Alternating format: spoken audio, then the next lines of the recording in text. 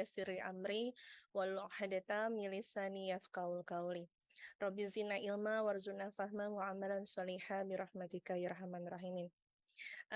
Jazakumullah khairan kepada seluruh panitia dakwah priority ya, pengurusnya ya dan serta jajarannya. Alhamdulillah hari ini saya diberikan kesempatan untuk hadir di majelis ini, majelis yang berbahagia ini, karena majelis ilmu ya senantiasa menjadi tempat yang sangat dirindukan oleh setiap kaum muslimin, karena dikatakan oleh Rasulullah, majelis ilmu adalah taman surga. Jadi kalau kita ingin mengunjungi surga karena belum wafat, belum diwafatkan, maka sebenarnya masih bisa dalam kondisi masih hidup. Dalam kondisi masih hidup, kita bisa berkunjung ke taman surga. Di mana, kata para sahabat, maka Rasul mengatakan, taman surga adalah di mana tempat mengingat Allah dan Rasulnya, yaitu majelis ilmu. Begitu yang dikabarkan oleh ulama kepada kita. Ya, saya sebutnya apa ini? Ini ibu-ibu semua, iya. Pesertanya, iya. Kepada para ibunda solihah, komunitas dakwah priority. Hari ini, malam ini, kita akan mengulas tema terkait dengan hijrah. Jadi masanya masih kemarin kemerdekaan ya, yang katanya merdeka gitu ya. Apakah benar kita telah merdeka, tapi kita nggak bahas itu. Tapi momennya pas banget berdekatan juga dengan sebelumnya kita sama-sama masuki bulan Muharram ya, sebentar lagi juga sudah berakhir ya di penghujungnya. Namun masih ada yang harus kita pahami gitu ya, masih ada sebenarnya yang bisa kita ambil hikmah dari bulan Muharram, yaitu hijrahnya Rasulullah SAW dengan para sahabat. Dan saya berkesempatan untuk mengulas materi ini yang sebenarnya hijrah bukan hanya melihat momentum, bukan hanya melihat saat bulan Muharramnya saja, tapi hijrah itu bisa dalam kondisi apapun dan pada waktu apapun gitu ya. Jadi tidak melihat harus di Muharram dulu baru hijrah karena masuk tahun baru Islam baru hijrah, tidak seperti itu. Nah, apa sebenarnya yang akan kita bahas dalam hijrah sepenuh jiwa? Bisa dilanjutkan, Mbak, slide-nya? Ya. Nah, kalau hari ini tadi sudah di awal Mbak Tri mengabarkan kepada kita maksud dari adanya bergabung dalam dakwah priority, biar sama-sama kita meninggalkan satu hal yang dibenci oleh Allah, yang tadi sudah disebut namanya riba, untuk menjalankan ketaatan. Jadi menjalankan aktivitas muamalah yang dibenarkan oleh Islam, ya, dan tidak terikat dengan pelanggaran hukum syariat, kan begitu. Nah, maka kalau kita memahami manusia itu senantiasa sebenarnya menginginkan perubahan, walaupun hanya 0,1% setiap harinya. Itu sudah menjadi tabiatnya manusia. Dia akan berubah dan ingin berubah. Jadi tidak ada manusia yang dari dulu sejak lahir, kemudian sampai dia dewasa, dia seperti itu terus. Sifatnya sama terus, tidak. Pasti dia akan mengalami satu masa yang jenuh, kebosanan, dia menginginkan hal yang baru, itu tabiat manusia. Maka kalau kita pahami ya, perubahan merupakan suatu hal yang dibutuhkan oleh manusia dalam setiap lini kehidupannya, maka kita akan bisa lihat hari ini ya, contoh di hadapan kita. Ada yang dulunya mungkin dia bermaksiat, dia pezina, dia perampok, bahkan dia pembunuh, namun ketika dia mendapatkan sesuatu kebaikan, apakah dari nasihat, apakah dari ilmu yang dia pelajari, maka ada dorongan dia untuk menjadi lebih baik. Nah, nanti kita sama-sama akan melihat contoh dari para ulama salafus sholih ya, yang melakukan perubahan yang luar biasa. Nah, saya menuliskan di sini ya, ini ada kaitannya juga mungkin dengan dunia usaha ya, dakwah priority. Kalau dalam dunia bisnis saja, ya, jika tidak mampu merespon perubahan, pasti bisnisnya gulung tikar. Apa benar nggak kalimat saya seperti ini? Ya, contohnya apa? Misalnya, Mungkin, kalau usia hari ini, sekitar 30-an, 30 tahunan, ya kelahiran mungkin dari tahun 80-an, masih ingat dulu ada namanya Kodak, ya. Jadi kalau kita mau foto, ya ada Kodak namanya. Jadi harus, punya roll filmnya, ya ada kameranya, dan dulu yang terkenal adalah Kodak, ya. Nah, ketika Kodak tidak mampu menjawab perubahan zaman, ketika Kodak tidak mampu, melakukan perubahan dalam usahanya, maka merek itu tinggal nama saja. Jadi sudah tinggal histori, tinggal sejarah saja. Sekarang sekarang semua orang beralih bukan pakai Kodak, jadi sekarang sudah menggunakan yang lebih canggih, yang bahkan ada kamera yang langsung bisa jadi gitu ya, fotonya, gitu. Nah, itulah kalau bisnis tidak bisa mampu menjawab sebuah perubahan. Nah, begitu juga Nokia, ya walaupun Nokia masih ada, tapi Nokia tidak bisa menjadi pemain besar. Dulu masanya, pada masanya, itu kalau sudah punya handphone merek Nokia, ya, itu bangganya minta ampun, ya. Udah barang mahal itu Nokia. Namun tadi ketika semua sudah beralih pada Android, ya, semua menggunakan yang lebih canggih, bahkan eh, gila-gilaan ya kalau dunia handphone itu sudah kita beli yang baru, masih akan muncul lagi yang terbaru. Ya, bahkan yang merajai untuk telekomunikasi itu perusahaan-perusahaan raksasa ya seperti Samsung ya dan sebagainya. Dan Nokia tidak mampu melakukan perubahan karena bisa jadi dari kondisi di mana mereka tidak mampu menjawab perubahan. Ya, karena memang begitu cepat ya. Kalau untuk dunia bisnis ya sekarang itu sedang dalam rangka mengejar pasar ya, sedang tren apa ini yang digandrungi anak muda. Dulu mi level ya mungkin dan hari ini ibu-ibu yang mungkin usianya 40 30 nggak sanggup ya mengikuti tren anak remaja makan mi level. Level 1 sampai 10. Nah, sekarang kalau jualan mie nggak pakai level itu nggak laku. Nah, itu masih dunia bisnis ya. Nah, begitu pula ternyata dalam agama perubahan itu harus terjadi sebenarnya pada setiap diri manusia, apalagi yang memahami agama. Dan itu diidentikan dengan tobat dan hijrah. Ya, maka kita bisa pastikan yang hari ini ya masih dalam kondisi yang begini-begini saja. Maksudnya gimana yang begini-begini saja? Maksudnya adalah ya tadi sholatnya tidak diperbaiki, bacaan Qur'annya tidak diperbaiki, amalannya secukupnya saja, ya biasanya kehidupannya tidak meningkat lebih baik. Biasanya kehidupannya akan mentok segitu-segitu saja. Ya dia berusaha, tapi kenapa tidak seperti sahabatnya atau temannya yang bisa lebih banyak mendapatkan rezeki? Bisa jadi karena belum merapikan kehidupannya, ya merapikan kehidupannya berarti dia merapikan amal ibadahnya di hadapan Allah. Karena sebenarnya kehidupan kita ini berbanding lurus dengan amal ibadah kita. Makanya sampai-sampai ada ulama yang mengatakan, lihat bagaimana sholatmu. Apakah sholatmu sudah berkualitas? Karena kualitas ibadah sholat kita itu banyak mempengaruhi kehidupan kita. Nah, mengapa hari ini banyak orang yang tidak bisa atau sulitnya khusyuk dalam sholat? Karena ketika dia mengucapkan setiap ayat dalam sholatnya, dia tidak memahami ayat itu. Dia tidak tahu maknanya. Dia tidak tahu artinya. Makanya bayangkan ketika seseorang berkomunikasi saja, misalnya kita berkomunikasi dengan orang asing, kita nggak memahami bahasanya, apa yang terjadi?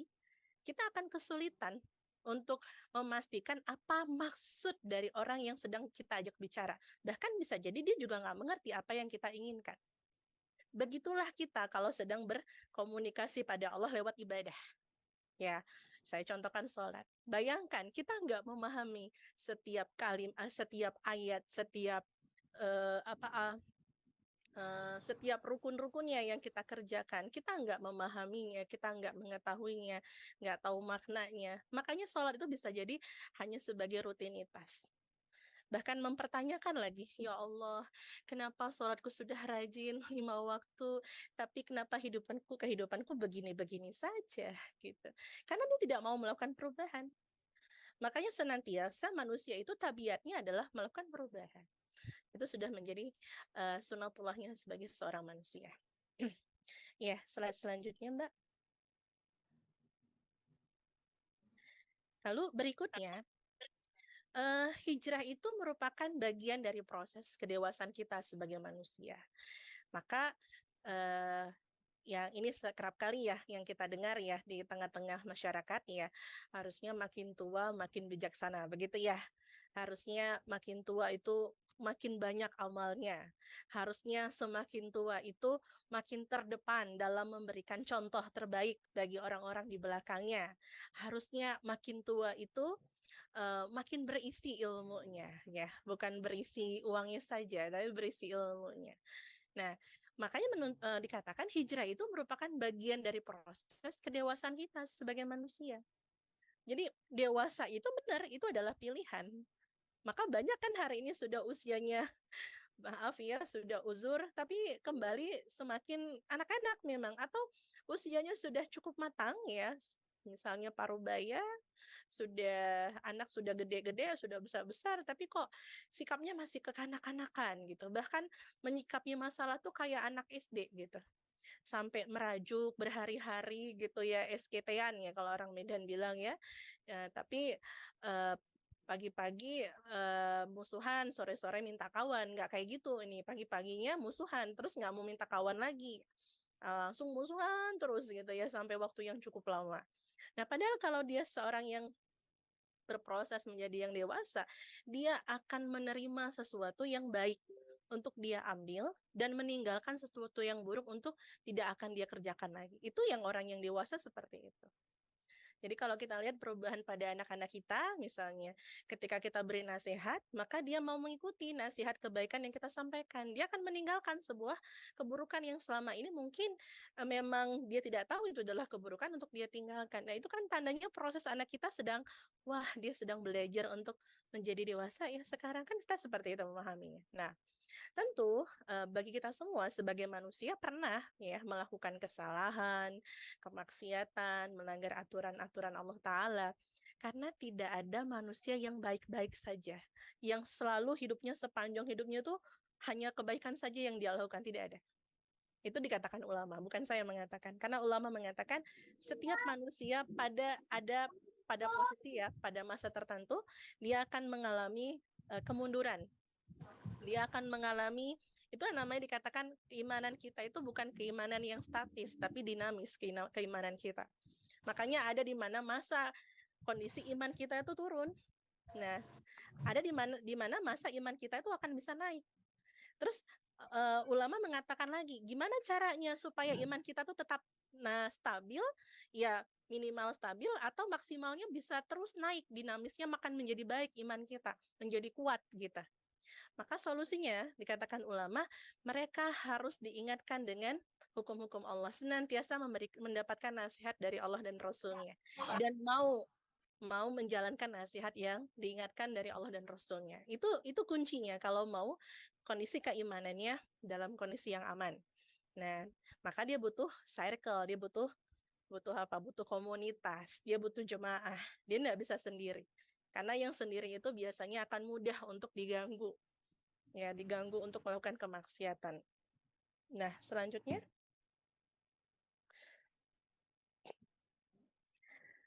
maka merugi bagi mereka yang tidak pernah melakukan tobat atau hijrah di akhirat kelak, karena tidak akan mendapatkan kedudukan yang baik di sisi Allah Azza wa Jalla. Ya, dan hijrah bukan hanya berubah sementara dari yang tidak baik menjadi baik, atau dari yang tidak taat menjadi taat, tapi hijrah itu ya bukan juga berubah dalam pakaian dan juga menggunakan simbol-simbol agama. Nah, hijrah yang benar itu adalah ketika dia bisa konsisten untuk selalu melakukan ketaatan, konsisten. Jadi bahasanya itu istiqomah, ya. Ketika dia sudah melakukan perubahan pada dirinya, dia istiqomah dengan kebaikan itu, dalam ketaatan itu, dan terus melakukan kebaikan di jalan Allah. Nah, itu yang diminta kepada kita semua. Ya, apakah bisa seperti itu? Nah, kita membutuhkan tadi, tidak hanya sendiri, kita butuh sahabat, butuh teman. Makanya kenapa hijrah itu harus bareng-bareng, nggak bisa sendiri-sendiri. Nah, karena dia butuh ada yang mengingatkan. Ya, butuh.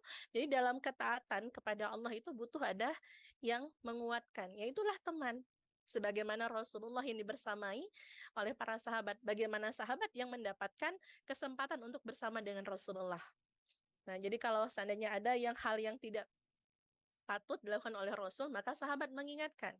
Ketika para sahabat melakukan hal yang salah, ada Rasul yang mengingatkan. Demikianlah dia. Makanya dalam aktivitas kehidupan kita sehari-hari, kita tidak bisa sendiri menjalankannya, menjalankan atau menunaikan kewajiban-kewajiban kita sebagai hamba Allah. Kita butuh teman, kita butuh sahabat. Jadi jangan sampai gitu ya, hijrah kita tuh hanya mengubah pakaian yang tadinya belum berkerudung, kemudian berkerudung. Memang itu menjadi sebuah kewajiban sebagai seorang muslimah untuk berubah dari segi pakaiannya, karena memang ada kewajiban yang datangnya dari Allah. Tapi sangat disayangkan ya jika hanya fisiknya saja yang mengalami perubahan. Tapi dari sisi ibadahnya, dari sisi amalannya, dari sisi pemahaman agamanya, itu tidak dia berupaya untuk di-upgrade atau ditambah. Ini makanya kalau orang hijrah tidak senantiasa hadir mengikuti majelis ilmu, maka hijrahnya nanti akan bisa gagal. Nanti saya jelaskan apa kondisi-kondisi yang menyebabkan gagalnya seseorang untuk hijrah. Nah, maka hijrah itu tadi ialah harus konsisten ya, bentuk perubahan yang konsisten, selalu dalam ketaatan dan kebaikan di jalan Allah, dan ini juga membutuhkan ilmu. Ya, dibutuhkan ilmu dan pemahaman agama agar mampu menjaga semangat hijrahnya. Nah, sebelum selanjutnya nanti saya akan coba jelaskan kenapa kita butuh ilmu dalam berhijrah ya. Nah, maka dalam prasyarat hijrah itu ada 3 poin yang saya pahami. Yang pertama itu adalah hijrah membutuhkan ilmu karena pemahaman Islam akan menjadi parameter saat kita berbuat. Dan hingga kita tahu ini mana rambu-rambu Allah yang boleh kita jalani, mana yang tidak boleh kita jalani. Jadi ada peringatan gitu. Nah, lalu urgensi ilmu adalah untuk membimbing seseorang menapaki jalan kebenaran dan menyelamatkan dari dirinya dari jurang kesesatan. Maka butuh ilmu. Ini baru banget, baru banget. Ini ada kisah nyata ya yang hadir pada saya. Ada seorang istri ya, beliau menyampaikan kondisi rumah tangganya pada saya. Begitu pelik sih rumah tangganya karena pernikahan yang telah dijalani selama beberapa tahun gitu sudah melahirkan anak ya, sudah sampai memiliki anak ya. Kemudian singkat ceritanya beliau mengatakan saya baru mengetahui ternyata suaminya telah berzina ya, dan itu pukulan yang sangat keras bagi dirinya karena mengetahui itu di saat pernikahan mereka sudah lama dijalani, sudah beberapa tahun begitu. Ya walaupun belum sampai 10 tahun, tapi kenapa cerita ini baru hari ini saya ketahui begitu tentang suaminya yang telah berzina. Dan suaminya berzina sampai pasangan zinanya itu memiliki anak gitu. Nah, jadi beliau sampai meminta bantuan saya untuk apa yang harus saya lakukan begitu dengan kondisi suaminya. Jadi ternyata perzinahan itu dilakukan sebelum menikah dengan dia. Dan baru hari ini disampaikan oleh suaminya, dibuka ceritanya. Jadi setelah berzina, katanya punya anak, itu kenalannya dari media sosial. Kemudian mereka bertemu, berhubungan, ya sampai punya anak. Dan perempuan itu tidak mau dinikahi sama suaminya katanya saat itu. Maka suaminya menikahlah dengan dirinya ya sekarang gitu ya. Sampai katanya anaknya sekarang sudah besar karena udah berapa tahun ya anaknya sudah sekolah. Tapi dia nggak bisa bertemu dengan anak biologisnya. Nah, dan pihak perempuan itu ternyata masih berkomunikasi dengan suaminya secara diam-diam. Dan ini sangat katanya saat mengetahuinya saya sangat terpukul sekali Ustazah gitu. Apa yang harus saya lakukan? Nah, saya tanya dulu kepada beliau, kepada istrinya, saya tanya, apakah masih mau mempertahankan rumah tangga dengan kondisi suami yang punya masa lalu yang demikian, saya bilang. Apakah mau membantu suaminya memperbaiki kondisi suaminya, saya bilang, dengan membantu beliau untuk mempelajari agama, memahamkan beliau tentang agama, kemudian bertaubat kepada Allah dengan taubatan nasuha, saya bilang. Dan beliau mengatakan, ya saya mau Ustazah. Nah, kalau begitu, ya sekarang kembalilah kepada Allah, saya bilang. Dan dia menangis, dia mengakui bahwasannya setelah menikah justru dia meninggalkan majelis ilmu. Setelah menikah justru dia meninggalkan kajian. Dan dia mengatakan, dulu saya berpikir Ustazah, ketika saya fokus dengan anak dan suami saya bisa menjadikan keluarga saya menjadi keluarga yang baik gitu ya. Karena prioritas saya untuk anak dan suami. Tapi ternyata pilihan saya salah. Pilihan saya tidak diridhoi Allah. Karena saya meninggalkan majelis ilmu. Karena saya meninggalkan kajian Islam. Saya meninggalkan jemaah Islam, kata beliau. Sambil menangis terisak-isak pada saya. Makanya saya katakan, ya sudah, Mbak, kembalilah kepada Allah. Sekarang fokus dengan bagaimana membantu memperbaiki suami Mbak. Putuskan semua komunikasi dengan ya orang yang dulu pernah ada dalam kehidupan suami Mbak. Ya, perkara masalah anaknya, ya berdoalah kepada Allah semoga suatu saat Allah pertemukan dengan anak biologisnya, karena secara hukum secara hukum pernikahan tidak pernah ada, maka nasab itu kepada ibunya, bukan kepada ayahnya, walaupun ayahnya yang ada ayah biologisnya, karena begitu dalam Islam. Karena keluarga dari perempuan itu juga katanya tidak mengizinkan untuk mempertemukan dengan ayah biologisnya. Dan dia menangis, dia mengatakan, mungkin ini adalah teguran bagi saya ya Ustazah. Saya bilang, coba ambil hikmah dari segala permasalahan ini. Jadi, ya inilah dia konsekuensi ketika melakukan kemaksiatan. Dampaknya adalah ada seorang anak yang tidak bisa mendapatkan perlindungan dari ayahnya. Ada seorang anak ketika lahir, dia harus menanggung aib yang besar. Dari siapa? Orang tuanya yang tidak bertanggung jawab. Karena melakukan aktivitas berzinahan. Dan ada aib juga bagi keluarga kita, ya, bagi keluarga si Mbak itu ya, yang bersangkutan. Karena sampai dia bilang, saya punya 2 anak perempuan Ustazah. Saya takut anak-anak perempuan saya bagaimana Ustazah. Saya bilang, didiklah dengan baik. Semoga anak-anak perempuannya Mbak bisa menjadi daiyah, saya bilang. Menjadi juru dakwah yang akan menolong orang tuanya kelak nanti di yaumil akhir. Karena memang luar biasa, berat sekali dosa zina itu. Sampai-sampai ulama mengatakan ketika ada satu rumah yang di dalamnya ada pezina, bahkan Allah melaknat tikus yang lewat atau yang masuk ke rumah itu. Karena di dalamnya tinggal seorang pezina. Begitu besar sekali laknat Allah kepada pezina.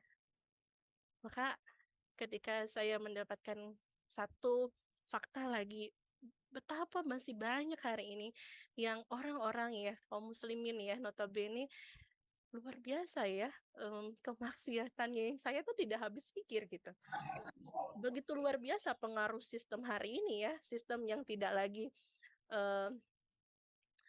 menjadikan agama sebagai tolak ukur perbuatan, tapi menjadikan manfaat, uang ya sebagai tolak ukur perbuatan manusia. Jadilah rusak seperti ini.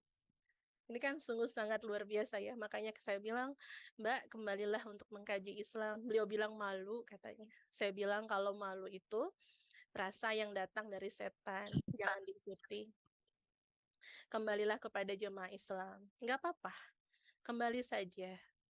Sampaikan kalau Mbak memang butuh Islam, Mbak butuh pemahaman agama. Karena memang pangkal dari kemaksiatan itu dari apa? Kebodohan. Jadi kebodohan itu bermula dari pangkal kemaksiatan itu bermula dari kebodohan karena nggak punya ilmu. Maka orang yang tidak berilmu mudah sekali terjerumus dalam kemaksiatan. Karena nggak tahu itu dosa besar, nggak tahu impact-nya, dampak dari perzinahan itu banyak sekali kerusakan yang akan dihasilkan, bahkan menjadi kehinaan yang luar biasa. Itulah hukuman bagi pezina di dunia, belum lagi di akhirat. Nah, jadi maka kita memang membutuhkan ilmu. Sampai-sampai Imam Syafi'i itu mengatakan, beliau pernah mengatakan, "Aku mengadu kepada Imam Waqi ya, mengapa hafalanku menjadi buruk?" Kata Imam Syafi'i. Dia menyampaikannya kepada Imam Waqi. Lalu beliau mengajariku agar senantiasa meninggalkan maksiat. Karena sebabnya sesungguhnya ilmu adalah cahaya, sementara cahaya Allah tidak akan diberikan kepada para pelaku maksiat. Nah, jadi para pelaku maksiat itu Allah tutup dari cahaya ilmu.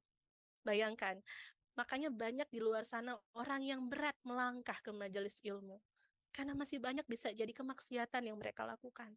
Hingga menutupi cahaya ilmu untuk masuk ke dalam dirinya, ke dalam kehidupannya. Maka hati-hati kita hari ini yang Allah ringankan, kita ke majelis ilmu banyak-banyak bersyukur.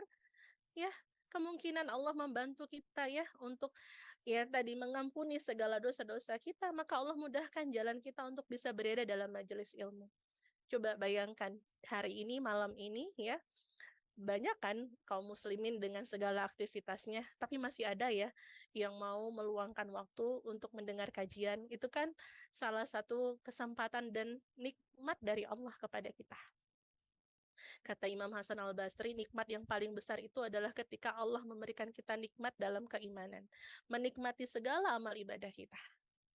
Dan hari ini merugilah orang-orang yang tidak bisa menikmati amal ibadahnya. Dia tidak bisa menikmati duduk dalam majelis ilmu, disibukkan dengan dunia, masih sudah malam seperti ini masih sibuk menghitung berapa keuntungan kerugian bisnisnya, masih sibuk dengan pekerjaan yang luar biasa pontang-panting yang lakukan gitu ya. Tapi dia tidak sandarkan kepada Allah sebagai uh, Maha pemberi rizki gitu. Dia hanya menggantungkan pada usahanya gitu ya. Sangat merugilah mereka. Maka sampai dikatakan oleh salah satu ulama, wallahi ya, wallahi ahi, ini nasihatnya kepada para ikhwan ya, antum semua gitu ya, saya pernah mendengar ceramah ini, tidak akan pernah masuk surga ketika antum semua hanya memahami agama hanya sebagai ibadah sholat saja, puasa saja, zakat saja, tidak akan pernah mungkin antum masuk surga. Karena syariat Allah itu luas sekali. Dan mempelajari syariat Allah itu tidak bisa hanya dalam satu waktu. Butuh secara kontinu, berkelanjutan. Ketika antum semuanya sibuk dari Senin sampai Sabtu bekerja mencari uang dan hari Minggu antum menghabiskan uang antum. Tidak ada waktu antum melangkahkan kaki dalam majelis ilmu. Wallahi ahi, surga bukan untuk antum semuanya. Ya saya ketika mendengar ceramah itu saya langsung berpikir, ya karena syariat itu luas. Bagaimana memahami muamalah, bagaimana memahami perpendidikan dalam Islam, bagaimana memahami mendirikan, bahkan dalam sistem negara pun semuanya ada syariatnya. Bukan hanya puasa, zakat, naik haji, dan begitu. Ya, selanjutnya Mbak. Nah, ini saya tuliskan ya, ada beberapa penyebab sebagian orang mengalami kegagalan saat hijrah. Yang pertama adalah keterikatan dengan dunia yang sulit ia lepaskan. Makanya ada yang berat sekali untuk berubah gitu. Karena masih mendapatkan manfaat besar dari dunia ini. Seolah-olah dunia ini datang karena usahanya. Jadi kalau seandainya dia tinggalkan usahanya itu, maka dunianya akan runtuh. Maka dia tidak akan mendapatkan apa-apa lagi di dunia. Nah, karena gigitan dunia yang membawa virus bagi manusia hingga ia cepat dengan mudah menyebar dan merusak sel ketaatan. Nah, misalnya apa? Misalnya, ya, bagaimana mungkin saya bisa hijrah gitu katanya. Kalau nanti hijrah, saya mau makan apa? Kan nggak pakai riba lagi. Sementara selama ini modalnya pakai riba, pinjamnya ke bank gitu. Bayangkan kalau saya tidak lagi menggunakan pinjaman modal dari bank, nanti usaha kami bisa bangkrut, kami nggak punya modal lagi, mau makan apa? Gitu. Ini seolah-olah hidupnya datang dari usahanya sendiri. Padahal hidupnya, rizkinya semua datang dari Allah. Dia lupa. Nah kemudian lagi ada yang mengatakan, kalau saya meninggalkan pekerjaan ini ya, yang berkaitan dengan riba, terus nanti saya nggak akan dapat kerjaan lagi. Ini kalau yang ini banyak sekali itu yang saya dapat ini faktanya di sekitar saya. Jadi kalau saya sampaikan Kenapa ya Dek, kamu tuh fokus banget ya mencari dunianya, sementara banyak sekali perkara akhirat yang akhirnya kamu lupakan ya. Contohnya misalnya jadi jarang datang ke kajian ilmu, kajian Islam, majelis ilmu, jadi jarang. Alasannya karena pekerjaan. Bahkan ada yang jarang datang ke rumah orang tuanya. Alasannya pekerjaan. Sampai orang tuanya wafat pun dia tidak datang. Alasannya karena pekerjaan. Apakah pekerjaan itu yang menyelamatkan kita nanti di yaumil akhir? Bayangkan, kalaulah pekerjaan itu menghambat kita untuk bisa bersilaturahmi kepada orang tua, bahkan kepada orang tua, ya, maka sebaiknya coba pikirkan ulang, carilah pekerjaan yang memudahkan kita untuk bersilaturahmi. Kalau pekerjaan itu menghambat kita untuk datang ke majelis ilmu, coba pikirkan lagi, cari pekerjaan yang bisa memudahkan kita datang ke majelis ilmu. Apa sih keuntungannya ketika hidup Allah berikan banyak sekali uang, materi, tapi nanti di akhirat kita nggak dapat bagian apa-apa dari Allah? Apakah kita tidak akan sedih dalam kondisi yang saat itu? Maka ulama ada mengatakan demikian. Jika manusia hari ini Allah bantu dengan memberikan banyak kelebihan di dunia, hati-hati, hati-hati. Bisa jadi nanti di yaumil akhir dia tidak akan mendapat bagian apapun dari Allah. Karena sudah Allah berikan semua di dunia. Makanya ulama tuh selalu mengatakan, ya Rob, jika kami melakukan kebaikan, jika kami membuat kebaikan atau melakukan kebaikan, jangan engkau balas segera di dunia ya Rob, karena kami menginginkan balasan nanti di akhirat. Kalaupun nanti engkau balas di dunia ini kebaikan yang atas yang kami lakukan, tapi kami mohon kepadamu ya Rob, berikan kami bagian lagi nanti di akhirat. Jangan engkau lupakan kami nanti di akhirat. Karena yang sangat urgens, yang sangat penting memang di akhirat. Kalau dunia ini sebenarnya sudah Allah jamin semuanya. Karena Allah mengatakan bagi setiap makhluk, Allah penuhi rizkinya, Allah cukupkan rizkinya. Bahkan diibaratkan burung saja yang pergi pagi, ya, terbang dalam kondisi pagi hari, maka dia akan kembali pada siang harinya akan membawa makanan untuk anak-anaknya, kembali ke sarang. Itu masih burung ya, yang Allah cukupkan rizkinya, apalagi manusia. Tapi kenapa ya kekhawatiran kita terhadap dunia ini cukup begitu besar? Kalau bahasa anak sekarang, bonding kita, ya, kelekatan kita sama dunia itu begitu besar, sampai lupa dengan akhirat. Sampai-sampai kita berpikir ya, kalau sibuk ngaji saja, ya, gimana mau dapetin materinya gitu, dapetin cuannya gitu. Ya, mungkin kita banyak belum mengenal ya kisah-kisah para ulama ya. Para ulama di Timur Tengah itu mereka sibuk dengan mengisi kajian, sibuk memberikan kajian, mengajarkan ilmu. Terus apakah mereka tidak bekerja? Mereka bekerja. Bahkan mereka banyak sekali uangnya. Nah, kapan waktunya mereka bekerja? Mereka punya manajemen waktu yang bagus sekali. Kapan mereka bekerja, kapan mereka mengajarkan ilmu. Jadi tidak setiap waktu mereka full dengan pekerjaan. Karena mereka tahu dunia ini tempat mereka beramal ibadah. Maka pekerja pun juga harus beramal ibadah dalam bekerja mereka. Nah, jadi bukan berarti setelah nanti fokus bekerja lupa dengan aktivitas ibadahnya untuk bekal menuju akhirat. Nah, yang kedua, gagalnya seseorang melakukan hijrah itu adalah lingkungan yang buruk.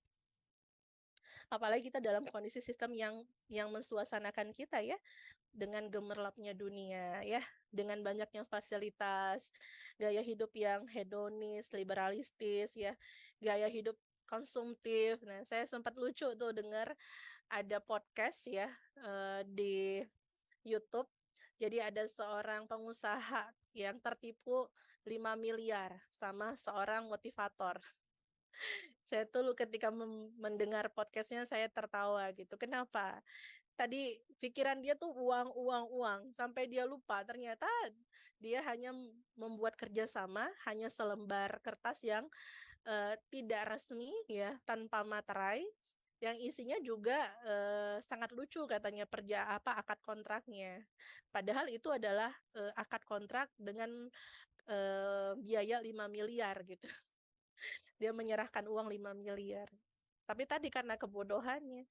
Karena tadi dia mendapatkan lingkungan yang begitu. Karena lingkungan sekarang kan begitu. Kalau bahasa orang sekarang, kalau dia tidak tertipu, nah dia yang harus menipu. Katanya begitu ya kalau untuk bertahan. Padahal tidak harus begitu dalam dunia usaha. Harusnya bersikap jujur dalam muamalah. Karena kan Allah Maha mengawasi gitu. Jadi kan kita bukan hanya hidup dengan kondisi di mana kita tidak akan kembali kepada Allah. Ya harusnya sesuai dengan aturannya Allah. Jadi tidak menggunakan istilah ya kalau kita jujur akan terpujur. Nah, itu istilah sistem hari ini gitu ya. Padahal kalau dia jujur tetap akan mendapatkan kebaikan apapun itu. Nah, jadi makanya butuh jemaah ya. Caranya apa supaya kita tetap dalam kondisi aman ya, keimanan kita aman, kemudian kita bisa menjalankan hijrah itu konsisten ya, terhindar dari lingkungan yang buruk, maka bersama dengan jemaah yang mengingatkan kita untuk tetap dalam koridor syariat. Nah, lalu yang ketiga, menganggap jalan menuju surga itu bukan jalan yang menarik. Nah, ini saya sering banget nih, sering kalimat ini saya dapatkan ya. Memangnya kalau ngaji dapat apa gitu. Kalau saya datang ke majelis ilmu, saya dapat apa gitu. Jadi ya selalu yang ditanya itu keuntungannya gitu. Itu ketika tadi hidup dia itu hanya dipenuhi dengan materi dan materi. Sampai dia tidak bisa melihat ada sisi lain dari materi yang lebih besar. Apa itu? Pahala dan surga. Nah, terus kalimat berikutnya begini, kan surga nggak kelihatan, dosa juga nggak nonjol. Jadi nggak udahlah, nggak usah nasihati saya lah gitu. Biarkan saya dengan jalan ini. Karena bagi mereka jalan ke surga itu emang nggak menarik. Kan nggak dapat balasannya sekarang, yang memang nggak dapat sekarang. Nah kalau sekarang itu namanya bukan surga, ya kan masih dunia. Nanti sudah diwafatkan, sudah dihisap, nah lihat dulu mau masuk mana itu nanti. Nah kembalinya kan keputusannya nggak langsung semua masuk surga kan. Bagi yang masih memiliki banyak dosa-dosa harus dibersihkan dulu, masuk dulu ke neraka, nikmati dulu nerakanya kata Allah. Itu hak bagi mereka. Nah jadi masih banyak orang yang hari ini menganggap menuju surga itu sesuatu yang tidak menarik. Makanya ketika ada melihat seseorang yang berubah dengan hijrah, ya kemudian ada orang yang berkumpul dengan jamaah Islam, nah itu dianggap terlalu berlebihan. Keluarlah kalimat, kamu tuh sekarang sok alim, kamu tuh sekarang sok suci, gitu ya. Padahal lebih bagus kan dibilang sok alim daripada sok kafir, mau nggak dibilang sok kafir? Kan jadi doa kan sebenarnya kalau sok alim, alhamdulillah saya dibilang alim hari ini, semoga terus saya jadi orang yang alim, kan begitu. Nah, jadi kemudian mudah terpengaruh dengan orang lain. Ya, selanjutnya, maka, nah ini pernah ya, pada masa Rasulullah ya, ketika orang-orang yang mau mengikuti Rasulullah dikatakan begini ini ya. Maka berkata para pemuka yang kafir dari kaumnya, kami tidak melihat engkau, melainkan hanyalah seorang manusia biasa seperti kami. Dan kami tidak melihat orang yang mengikuti engkau, melainkan orang yang hina dina di antara kami yang lekas percaya. Jadi inilah kalimat-kalimat orang-orang kafir kepada Rasulullah dan orang-orang yang mengikuti Rasulullah. Jadi gak usah percayalah dengan Muhammad itu. Apa yang ikutin Muhammad gitu ya. Nah, karena biasanya orang yang hijrah tuh pasti sekitarnya akan begitu tuh komentarnya. Ih, emang kamu kesambet setan apa misalnya? Kok udah berubah sekarang ya gitu. Sekarang ngomongnya jadi lebih baik gitu. Oh gitu ya. Mau naik haji ya? Oh, kiranya cuma naik haji aja harus bagus-bagus ya. Karena takut nanti di Mekah kejadian apa-apa, katanya kalau di dunianya suka melakukan kemaksiatan. Bukan itu. Tapi memang karena memang perintah Allah untuk berhijrah menjadi lebih baik. Nah, selanjutnya, maka dalam proses perjalanan hijrah itu biasanya juga ada noda yang melekat. Di antaranya yang pertama, hijrah tapi tidak memperhatikan niatnya. Nah, makanya penting. Ini salah satu prasyarat yang kedua. Setelah pertama tadi harus memiliki ilmu atau mempelajari ilmu. Yang kedua, harus meluruskan niat. Nah, Rasulullah SAW bersabda, sesungguhnya sahnya amal-amal perbuatan adalah hanya bergantung kepada niatnya. Dan sesungguhnya setiap orang hanya akan mendapatkan apa yang diniatkannya. Barang siapa yang hijrahnya adalah karena Allah Subhanahu wa taala dan Rasulnya, maka hijrahnya dicatat Allah Subhanahu wa taala dan Rasulnya. Dan barang siapa hijrahnya karena untuk mendapatkan dunia atau menikahi wanita, maka hijrahnya dicatat sesuai dengan tujuan hijrahnya tersebut. Hadis riwayat Bukhari, Muslim, Abu Daud, At-Tirmizi, An-Nasai, Ibnu Majah dan Imam Ahmad. Ini banyak perawinya. Ini menunjukkan bahwasanya hadis ini, dalil ini sangat kuat ya. Jadi sahih gitu ya. Dan beginilah kondisinya. Jadi kita tuh hijrah memang tujuannya harus karena lillahi ta'ala. Bukan karena li jauji. Karena siapa tuh? Li jauji itu karena suami gitu. Atau hijrahnya karena li besti gitu ya, karena bestinya hijrah jadi ikutan gitu. Tapi harusnya karena Allah. Aku begini bang, karena abang lah yang ngajak aku. Kalau nggak aku pun nggak mau ikutin komunitas dakwah priority misalnya begitu. Nggak begitu. Harusnya kita masuk kepada komunitas Islam, kita ngikutin majelis ilmu tuh karena lillah, karena Allah, karena suami nggak bisa ngasih balasan apa-apa selain mengatakan, Masya Allah, barakallah, hanya memberikan pujian. Manusia itu hanya ngasih pujian, dan itu nggak ngasih efek apa-apa pada kita. Tapi Allah itu ngasih pahala sama surga. Jadi rugi sekali kalau kita berhijrah, itu karena ingin mendapatkan itu pujian-pujian dari manusia yang tidak memberikan dampak apa-apa selain hanya ucapan semata. Nah, selanjutnya, hijrah yang membuat kedua orang tua meneteskan air mata juga tidak diperbolehkan. Makanya tadi niatnya karena apa? Kalau setelah hijrah tapi tidak semakin baik lisannya, berkata baik kepada orang tuanya. Misalnya ya, tidak sedikit perkataan kita yang melukai hati orang tua karena perbedaan cara memandang atau menyikapi masalah. Kemudian muncul sikap menggurui orang tua kita sendiri dengan anggapan mereka masih awam terhadap agama. Dengan kalimat, tahu apa sih bapak sama ibu? Saya yang lebih tahu dengan agama ini. Kalimat itu sangat menyakiti hati orang tua. Meskipun kita tahu kalau itu adalah pelanggaran syariat misalnya, ada kesalahan dari orang tua kita, tapi tidak seperti itu hendaknya kita menyampaikan kepada orang tua. Makanya ketika seseorang berhijrah, itu semakin baik ucapannya, semakin baik perkataannya, atau sama suami misalnya. Kita mengatakan kepada suami, kamu nggak tahu apa-apa terhadap agama. Saya lebih tahu. Karena saya yang sudah mulai hijrah lebih daripada kamu. Saya yang sering ikutin majelis ilmu. Itu juga bukan perkataan yang baik. Itu perkataan yang menyakiti hati suami. Jadi cobalah hari ini. Coba kalau seandainya kita diuji sama Allah dengan kerutan yang nggak pernah ada habis-habisnya. Bisa jadi masih banyak sekali dosa yang kita lakukan kepada orang-orang di sekitar kita. Karena hubungan kita kepada Allah tidak baik, hubungan kepada manusia juga Allah tidak buat baik. Karena memang ya bocor ya. Ya, karena memang kalau hubungan kita kepada Allah itu baik, maka Allah akan memperbaiki hubungan kita kepada manusia.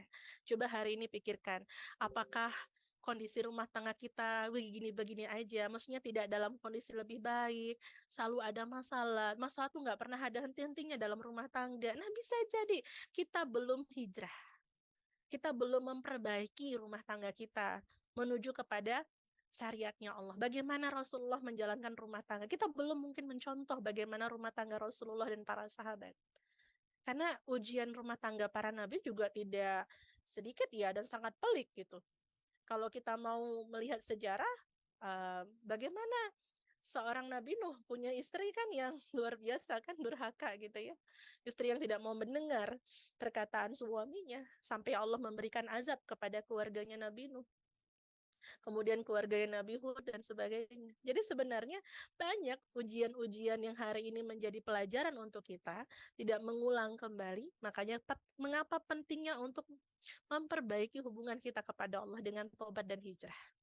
Nah, lalu berikutnya. Nah, hijrah tapi juga fanatik atas kelompoknya ini juga tidak diperbolehkan. Nah, sikap ini tidak seharusnya ada pada diri seorang muslim. Menganggap misalnya kelompoknya lah yang lebih benar, lebih unggul, bahkan mengafirkan kelompok yang lain, berbeda dengan pemahaman kelompoknya, atau mengatakan jangan berguru dengan ustadz ini, jangan berguru dengan ustazah ini. Jadi sampai menjelek-jelekan guru-guru orang lain itu tidak diperbolehkan. Ya, makanya dikatakan sungguh sikap ini merupakan salah satu sikap tercela yang tidak pernah diajarkan oleh Islam. Nah, lalu berikutnya. Nah, ini yang terakhir. Jadi Ibnu Umar radhiyallahu anhu pernah berkata, siapapun yang terus melakukan dosa, Allah akan memberi hukuman telak baginya, yaitu dosa yang akan menutupi hari dan waktunya di dunia. Mati dalam keadaan su'ul khotimah. Su'ul khotimah itu mati dalam keadaan buruk ya. kalau lawannya adalah husnul khatimah. Maka dikatakan oleh Ibnu Umar, siapapun yang terus melakukan dosa, tidak pernah melakukan atau tidak pernah punya niat untuk bertaubat, hijrah, maka Allah akan memberikan hukuman telak baginya, yaitu dosa yang akan menutupi hari dan waktunya di dunia. Maka dia tidak ada kesempatan ya, Allah tutup mata hatinya, Allah tutup akalnya, ya, sumun, bukmun, umyun, Allah tutup pendengarannya, hingga kolbunya menjadi kolbun yang sakit ya, kolbun yang sakit sampai Allah mengatakan kolbun mayit, jadi hatinya mati, Allah buat begitu dan Allah kunci hatinya. Maka jika itu terjadi pada kita, nauzubillah min zalik, maka mati dalam keadaan sul khotimah. Ini sangat luar biasa ya, ini peringatan kepada kita semua dan untuk saya sendiri.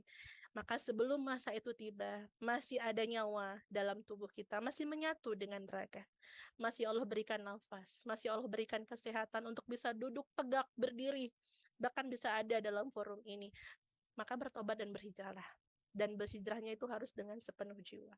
Jadi bukan setengah hati, bukan separuh hati, bukan separuh jiwa, tapi sepenuh jiwa.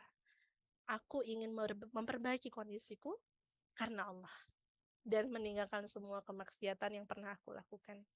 Ya, Allahu a'lam bishawab. Jazakumullah ahsanal jazah. Saya kembalikan kepada Mbak Tri. Ya, Masya Allah ya Ustazah, luar biasa pemaparan untuk malam hari ini, tema malam hari ini sangat mencerahkan bagi ibu-ibu atau sahabat muslimah semua. Jadi hijrah itu adalah pilihan ya Bu, pilihan kita bagaimana kita harus lebih taat kepada aturan-aturan Allah, dan hijrah itu harus total dan konsisten dan istiqomah. Maka perlunya kita berjamaah sama-sama kita menuntut ilmu Bu, agar nantinya kita hadir dalam surganya Allah Ta'ala. Baiklah, kemudian kita masuk pada sesi diskusi ya. Sepertinya ibu-ibu ini sangat antusias ingin bertanya. Insya Allah saya akan jawab. Ya, tadi ya, saya mau bertanya apa saja yang harus kita lakukan ketika hijrah. Ada 3 prasyarat yang harus kita lakukan. Yang pertama, membutuhkan ilmu. Maka kita harus belajar. Kita harus ada dalam majelis-majelis ilmu. Nah, itu menjadi prasyarat yang pertama. Yang kedua adalah kita membutuhkan untuk meluruskan niat. Jadi niat harus diluruskan, bukan karena suami, bukan karena anak, bukan karena siapapun. Maksudnya siapapun di sini adalah makhluk, tapi karena Allah. Maka luruskan niat itu. Tadi sampaikan di yang Rasulullah sampaikan kan dalam hadisnya, maka siapa yang berhijrah karena wanita, maka tujuannya wanita akan Allah berikan wanita. Siapa tujuan hijrahnya karena materi, maka Allah akan cukupkan dengan materi saja. Tapi sayang, Allah nggak akan berikan bagian nanti di akhirat, kan rugi kitanya. Nah, kemudian yang ketiga itu kita membutuhkan sistem Islam. Hari ini kita tidak hidup dalam sistem Islam, maka kita membutuhkan sistem Islam. Lah gimana kalau gitu Ustazah? Kalau nggak ada sistem Islamnya, berarti sama-sama kita membantu untuk kebangkitan Islam. Jadi menuntut ilmunya juga melakukan aktivitas dakwah, seperti namanya komunitas dakwah priority, begitu. Jadi kalau misalnya ilmunya tidak dibantu disebarkan, maka ini akan menghambat kebangkitan atau makin memperlama kebangkitan di tengah-tengah kaum muslimin. Kalau memang kondisinya kita tidak hidup dalam sistem Islam. Jadi kita mengupayakan untuk bersama-sama mewujudkan sistem Islam itu. Ah, nggak mungkin Ustazah, mustahil. Tidak pernah dibuktikan sama siapa? Sama Rasulullah dan para sahabat. Pada masa siapa? Pada masanya Rasulullah, setelah itu abad kedua Hijriah gitu. Kemudian tegaknya daulah Islam. Setelah itu, setelah Rasulullah wafat, diikuti oleh para khulafaur rasyidin. Sampailah 1400 tahun lamanya sistem Islam itu menaungi dunia. Dan hari ini tidak ada sistem itu, maka kita mengembalikan sistem itu kembali di tengah-tengah kita. Karena hijrah tanpa sistem yang sahih, tanpa sistem yang mendukung sulit. Bukan tidak bisa, tapi sulit dan banyak sekali hukum Islam yang tidak bisa terterapkan.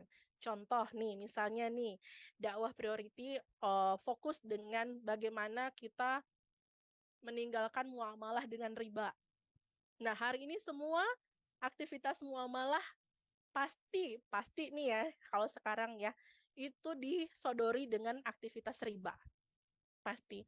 "Ayo Bu, Ibu kan belum punya rumah, ayo KPR. Ayo nggak punya kendaraan, gimana mau punya mobil kalau nggak leasing?" Gitu. "Mau punya AC kan panas nih kota Medan, aduh dengan leasing aja." Semua kita dijejali dengan riba. Bahkan ini yang parahnya, ini kemarin saya menulis ya untuk, salah satu website muslimah, saya menulis tentang PNM Mekar. Jadi ada satu bentuk lembaga keuangan pinjaman yang menggunakan riba 4 sampai 5%. Dan itu riba, walaupun katanya kecil dibandingkan pinjaman yang lain. Ini terang-terangan loh, negara loh yang memfasilitasi. Jadi ketika saya ngisi kajian, majelis-majelis saya di beberapa tempat di daerah Medan, yaitu masalahnya adalah riba. Sampai ada yang rumah tangganya hancur karena minjem uang ke PNM Mekar. Nggak sanggup. Sampai ada istrinya melarikan diri ditinggal suaminya karena takut dikejar-kejar sama petugas dari PN Mekar. Coba, banyak sekali, apalagi pinjol-pinjol sekarang. Sampai ada yang bunuh diri kan, istrinya gara-gara pinjol. Cobalah, luar biasa. Nah, kalau kita nggak punya sistem Islam, begini jadinya.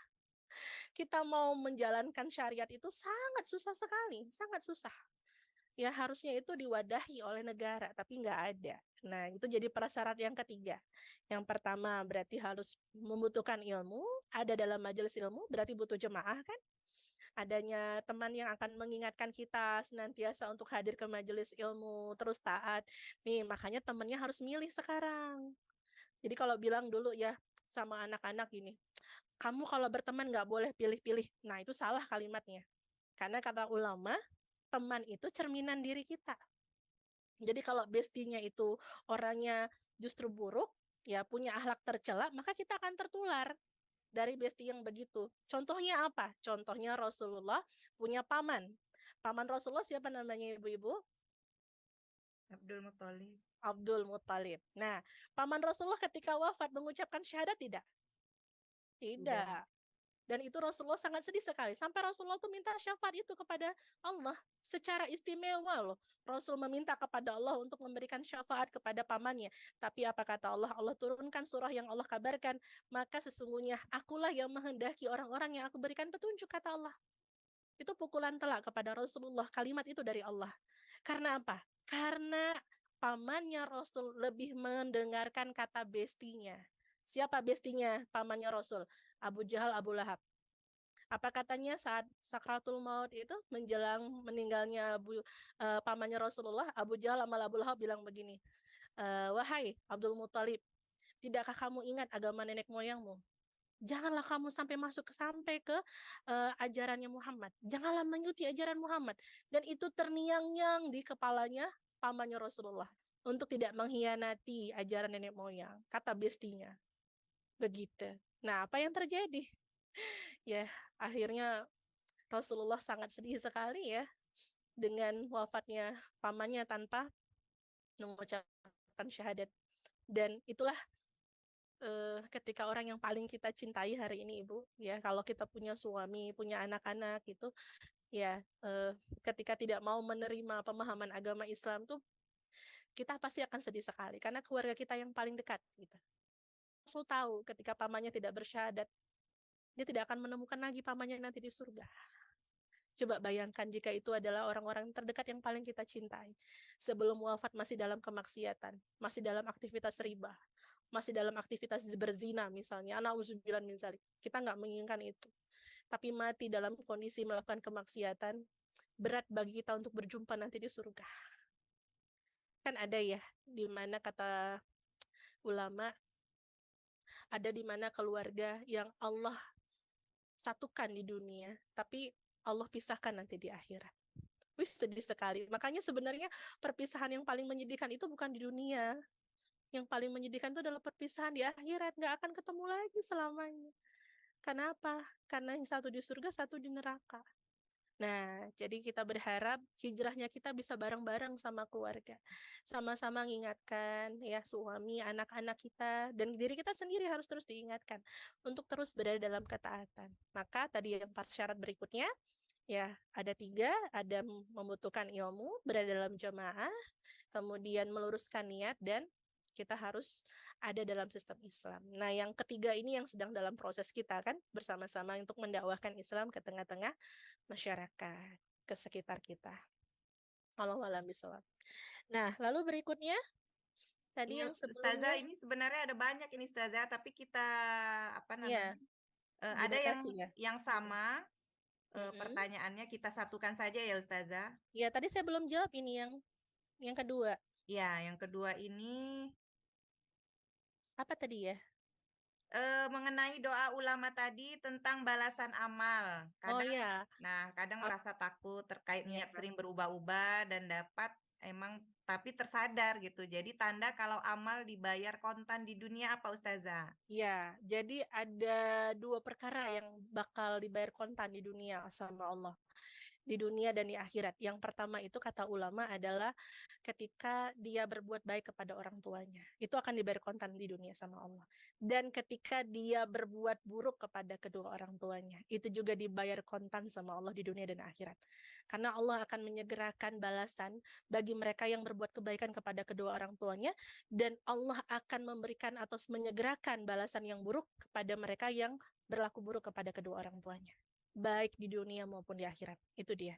2 amal ini, berlaku buruk dan baik kepada kedua orang tua.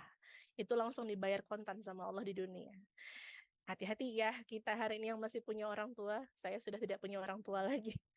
Tinggal 1 orang tua saya, itu pun mertua saya. Nah, jadi selama kita masih punya orang tua, ya, sampailah di akhir tua mereka, ya, perbaikilah hubungan kita. Atau terus harusnya semakin baik sama orang tua. Karena pasti itu akan terbayar dengan kontan. Begitu banyak ya kisah, nggak mungkin saya ceritain, banyak sekali kisah yang menggambarkan bagaimana kalau kita tidak berlaku baik kepada orang tua, maka Allah sempitkan hidup kita. Ya, tidak Allah luaskan hidup kita, Allah sempitkan. Walaupun hanya kata, mungkin kita tidak sengaja menyinggung hati orang tua, maka sering-seringlah minta maaf ya kepada orang tua dan tanyakan apakah kita sudah baik untuk mereka sebagai anak. Nah, kemudian berikutnya, ya kalau memang sudah tadi baik dengan orang tua kepada suami. Kata Rasulullah, aku melihat banyaknya neraka isinya adalah perempuan. Kenapa ya Rasulullah? Karena mereka di dunia, ketika mereka hidup bersama suami mereka, mereka adalah wanita-wanita yang tidak pernah bersyukur atas kebaikan suaminya. Abang, masa cuma ngasihnya segini? Nggak cukup loh bang. Cobalah. Kayaknya suaminya udah kerja, ya Allah, dari pagi sampai sore, sampai rumah suaminya bilang begitu, istrinya bilang begitu. Abang, dapat apa ini bang? Nggak cukup bang. Aduh bang, skincare aja sekarang udah mahal. Ya ampun. Pernah Bu, saya dapetin kasus karena gara skincare Bu. Hampir cerai Bu, bener, saya nggak bohong. Sampai saya berpikir, ya Allah, ternyata sudah begitu ya skincare itu mempengaruhi ibu-ibu ya. Demi skincare. Sebenarnya tujuan skincare itu untuk apa lah pertanyaan saya. Kan tujuan kita berhias, berdandan, tampil cantik, muka glowing, mulus itu kan untuk suami gitu loh. Terus karena skincare jadi dia marah sampai hampir bercerai dengan suaminya. Karena suaminya lupa belikan skincare. Karena skincare-nya udah habis. Sampai mau cerai, kan parah sekali ya. Kan kalau datang ke pengadilan agama, Bu, apa sebabnya mau pisah? Karena suami saya lupa belikan skincare, Pak Hakim. Allahu Akbar. Seremeh itu hari ini ternyata bisa cerai, ya Allah. Saya nggak habis pikir. Makanya banyak gugatan cerai itu ke pengadilan agama karena istri ya menggugat cerai masalah ekonomi. Aduh, hati-hati. Karena ada nantilah kapan kita ada waktu lagi kalau saya diundang lagi kita bahas ya. Ya kenapa ya sampai-sampai dalam Islam itu tidak boleh kita menggugat cerai karena masalah ekonomi saja. Karena alasan itu tidak kuat. Jadi ada beberapa alasan yang dibolehkan wanita untuk melakukan gugat cerai atau kuluk namanya. Nah, nantilah kalau ada kesempatan lagi saya diundang sama panitia dakwah priority.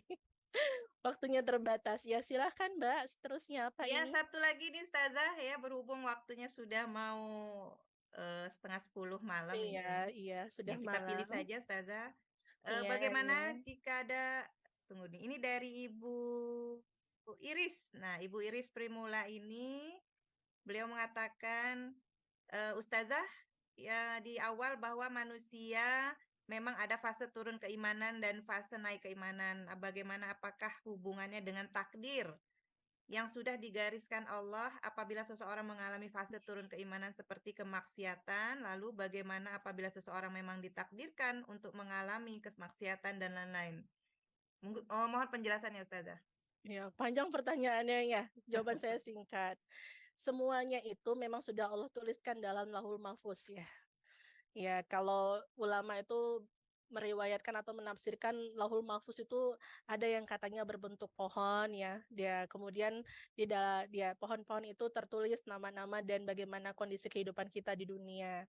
Ada yang mengatakan Lauhul Mahfuz itu seperti kitab yang dituliskan gitu dalam bentuk kitab. Ya, Allahu a'lam bishawab. Saya tidak tahu, tapi begitulah riwayatnya para ulama gitu ya yang mengatakan demikian. Nah, namun tadi pertanyaannya, apakah kita ketika sudah ditakdirkan, kemudian bisakah kita mengubah? Ulama mengingatkan kita, jumhur ulama mengatakan bisa mengubah kondisi apapun dengan doa. Jadi hari ini yang mengatakan, aku memang beginilah adanya, nggak bisa berubah. Salah, karena setiap manusia itu bisa berubah. Karena Allah mengatakan manusia aku kasih pilihan.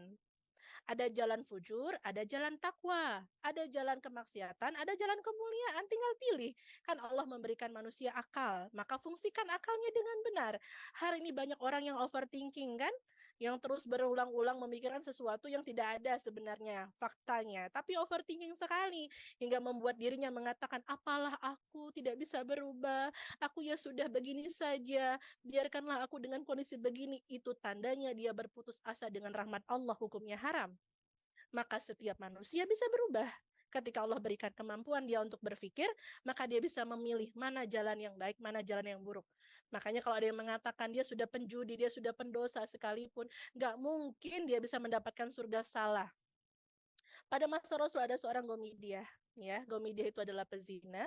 Dia mengatakan kepada Rasul, "Ya Rasul, aku sudah berzina ya Rasul. Maka berilah aku hukuman." Kata Rasul, "Tidak, aku tidak akan memberikan hukuman kepadamu sebelum ada bukti untukku." "Aku ya Rasul, buktinya aku yang melakukan ya Rasul." Nah, kemudian dia datang lagi, "Ya Rasul, aku hamil ya Rasul dari aktivitas perzinahan. Maka berilah aku sanksi ya Rasul." "Berikan aku sanksi." Kata Rasul, "Tidak, sampai engkau melahirkan." Kemudian datang lagi Gomidiah, "Ya Rasul, hukumlah aku sudah melahirkan ya Rasulullah." "Tidak, sampai engkau menyapi selama 2 tahun anakmu." So, begitulah sistem Islam ya, memberikan sanksi saja itu melihat dulu kemaslahatan bagi manusia. Maka setelah menyapi selama 2 tahun anaknya, Gomidiah datang lagi kepada Rasul, "Ya Rasul, berikan aku sanksi ya Rasul. Aku memang melakukan perzinahan ya Rasul." Maka Rasul mengatakan, "Engkau sudah berulang-ulang datang wahai Gomidiah, maka aku menerima kesaksianmu." Karena kalau saksi berzina itu harus disaksikan oleh 2 orang laki-laki secara langsung, ya, 1 orang laki-laki atau 2 orang perempuan secara langsung. Kalau dalam persaksian atau sistem ukubat ya, dalam sanksi dalam Islam, dalam sistem bayinat namanya. Nah, jadi dengan demikian akhirnya satu kampung itu bilang gitu, jadi kayak mana sih menghina orang yang berzina gitu kena hukuman gitu kan. Jadi Gomidia itu ditanam sampai setengah leher kemudian sambil dilempari batu kerikil yang kecil, bukan batu bata gede ya, bukan batu besar, batu kali, itu langsung mati gitu. Tapi disiksa hanya diberikan tadi lemparan batu kerikil. Selama sampai dia mati karena Gomidia sudah menikah, maka hukumannya adalah bagi pezina yang sudah menikah dia dihukum sampai mati. Maka dia dilempari batu kecil, batu kerikil sampai dia mati berdarah semua, kepalanya akhirnya wafat. Satu kampung bilang begini sama Rasulullah dan Rasulullah mendengar gitu ya. Itulah Gomidia, wanita yang hina karena berzina. Kemudian Rasul mengatakan, "Wahai penduduk kampung kalian semuanya," kata Rasul, "seandainya hari ini dikumpulkan semua pahala kalian satu kampung ini, melebihi pahalanya Gomidiah karena telah menebus dosanya karena berzina." Itu kata Rasulullah. Tapi ditebus saat itu karena Rasulullah kepala negara, namanya khalifah. Jadi yang boleh melakukan sanksi hingga terjadi namanya penebusan dosa di dunia itu hanya khalifah. Nah, karena masa sekarang nggak ada khalifah, kalau begitu sanksinya hukuman mati, ya tetap di yaumil akhir juga akan dapetin sanksi dari Allah. Nah, di dunia dapat hukuman mati, di akhir dapat sanksi Allah karena belum ada khalifah begitu ya, belum ada pemimpin kaum muslimin. Nah, itulah dia. Artinya tadi kalau pertanyaannya, tapi kita sudah punya catatan kehidupan kita. Bisakah berubah? Bisa dengan doa dan amal soleh kita. Maka semuanya bisa berubah. Yang hari ini kaya raya, bisa Allah miskin kan? Walaupun katanya sudah Allah catat di Lauhul Mahfuz dia sebagai orang kaya, misalnya begitu kan. Makanya kaya miskin itu selain adalah upaya kita, selain ada usaha kita, tapi juga bagian dari kehendak Allah. Nggak bisa kita paksakan. Si fulanah kayaknya di rumah aja tapi kok kaya ya? Kita yang satu harian sudah bekerja, yang nggak pernah libur kerjanya tapi nggak kaya-kaya. Nah, berarti juga ada kehendak Allah di sana. Itu kuasanya Allah untuk memberikan siapa yang kaya, siapa yang miskin gitu. Jadi bukan wilayah kita. Jadi ada wilayah yang kita kuasai, itu pilihan ya. Kita mau berbuat amal solih atau tidak itu pilihan, itu wilayah kita. Tapi juga ada wilayah Allah atau kuasanya Allah, yaitu tidak bisa kita intervensi ya. Bagi siapa yang Allah ingin berikan kekayaan, pada siapa Allah ingin berikan kemiskinan, itu adalah wilayahnya Allah. Maka berdoalah untuk mengubah itu. Insya Allah dengan doa itu, insya Allah dengan udah usaha kita lakukan, maka doa akan bisa membantu perubahan pada diri kita. Allah alam. Ustazah, boleh satu lagi Ustazah? Iya, boleh. Satu lagi nih terakhir Ustazah. Nah, Iya, jadi ada yang bertanya ketika kita ingin niat berhijrah tetapi mengulangi kesalahan. Artinya mungkin hijrahnya seperti makan cabai Ustazah ya kan, kepedasan, habis pedas makan lagi, habis pedasnya hilang makan lagi. Artinya dia ketika dia berniat berhijrah, ketika dia mengulangi kesalahannya lagi, apakah Allah tetap mengampuni? Nah, ini terakhir Ustazah. iya. Bu, kepada yang bertanya ya saya nggak tahu namanya siapa, tapi ini kepada semua kita. Manusia itu kalau kita mintakan maaf itu susah ya Bu ya. Bahkan ada yang mengatakan sampai mati pun aku tidak akan memaafkanmu. Itu manusia. Manusia itu Bu sangat susah dimintai keridoannya dan maafnya. Tapi Allah Bu tidak pernah menutup pintu tobatnya Bu sampai nanti hari kiamat. Seberat apapun yang ibu lakukan kemaksiatan itu, sebesar apa sih dosa yang kita lakukan, Allah bukakan pintu maaf. Itulah maha baiknya Allah. Sampai ada seorang yang bertanya kepada seorang syekh, wahai syekh, aku telah membunuh, aku berzina, aku memperkosa, aku merampok. Apakah dosaku bisa dihapus ya syekh? Atau bisa diampuni oleh Allah? Kemudian syekh itu mengatakan kepada pemuda itu, apakah engkau memiliki seorang ibu? Kemudian dikatakan oleh pemuda itu, ibuku sudah wafat ya Syekh. Lalu apa yang harus aku lakukan Syekh? Kemudian pemuda itu kemudian Syekh itu mengatakan begini, ketika engkau masih punya orang tua, masih punya ibu, maka minta maaflah kepada ibumu dan berbuat baiklah kepada ibumu, akan menghapus semua dosa-dosa yang besar itu yang kamu lakukan.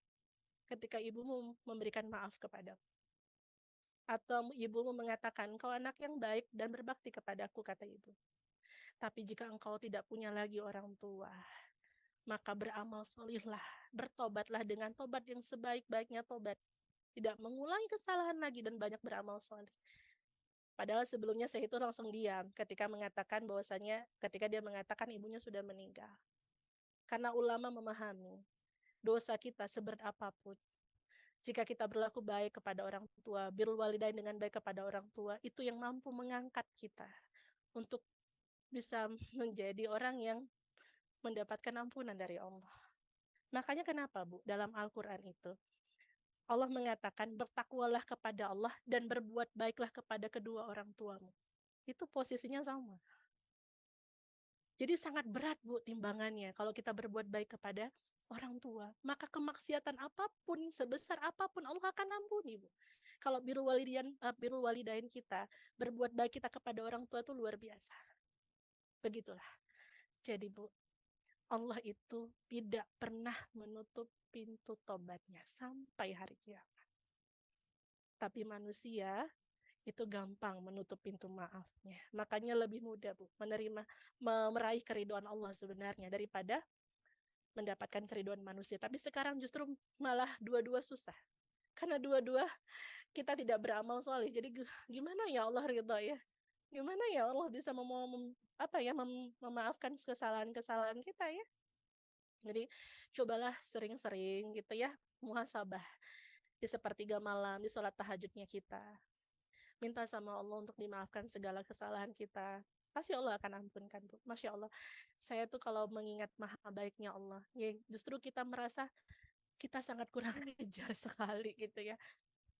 Saya pernah buat tulisan, Bu, naskah saya tentang manusia berbuat salah berkali-kali, Allah mengampuni kita berulang kali. Saya pernah buat tulisan itu dalam naskah nafsiah saya.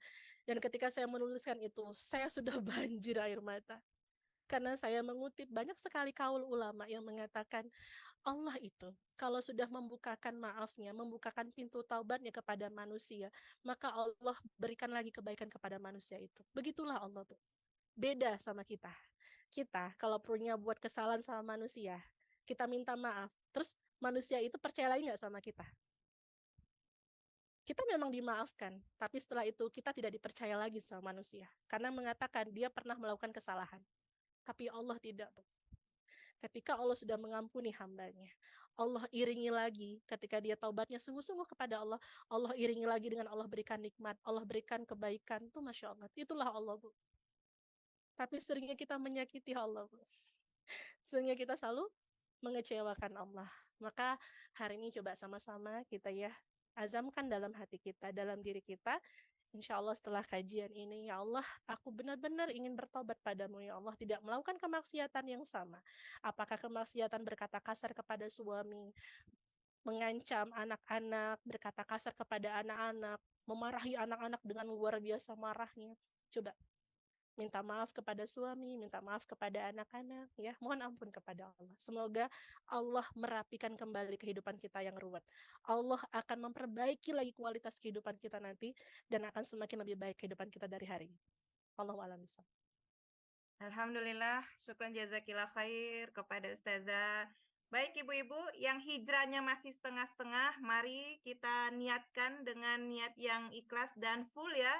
Hijrahnya harus total. Hijrahnya harus total dan konsisten dan istiqomah. Dengan apa, Bu? Dengan bergabungnya ibu-ibu dalam komunitas dakwah priority ini, insya Allah bersama-sama kita berjamaah ke surganya Allah, Bu. Dengan bertolabul ilmi. Nah, jadi kita memang kajian majelis nafsiyah namanya Ustazah, seminggu sekali ya, setiap Jumat malam Sabtu itu memang alhamdulillah sudah rutin kita lakukan. Dan untuk kepada ummahat yang ingin mengaji lebih intensif, boleh ibu-ibu langsung mengontak kita para pengurus ya. Nah, insya Allah akan kita bantu bagaimana saya ingin berhijrah ini Bu Tri, ini bagaimana begini. Nah, insya Allah kita akan hadir untuk membersamai ibu-ibu semua. Baik, mungkin itu saja Ustazah. Syukran jazakillah khair sekali lagi kepada Ustazah. Mudah-mudahan ini menjadi pahala jariah untuk Ustazah dan keluarga. Dan sehat-sehat Ustazah ya, insya Allah kami akan undang sekali lagi ya Ustazah ya. Jangan bosan ya Ustazah ya, insya Allah Insya Ustazah akan Allah. diundang lagi nih. Dan kepada ibu-ibu terima kasih atas kesempatan untuk hadir dalam kajian kita malam ini. Jangan bosan ibu-ibu ya, jangan turun keimanannya. Tentu dengan menghadiri majelis ilmu ini kita menghadiri taman surganya Allah. Mungkin itu saja syurga jazakillah khair kepada ibu-ibu semua. Kajian kita akhiri dengan istighfar 3 kali dan doa kafaratul majelis. Astaghfirullahaladzim, astaghfirullahaladzim, astaghfirullahaladzim. Subhanakallahumma wa bihamdika asyhadu an la ilaha illa anta astaghfiruka wa atubu ilaik. Walhamdulillahirabbil alamin. Sekali lagi terima kasih Ustazah atas waktunya. Ibu-ibu, terima kasih semuanya. Saya akhiri dengan wabillahi wal taufiq wal hidayah. Wassalamualaikum warahmatullahi wabarakatuh.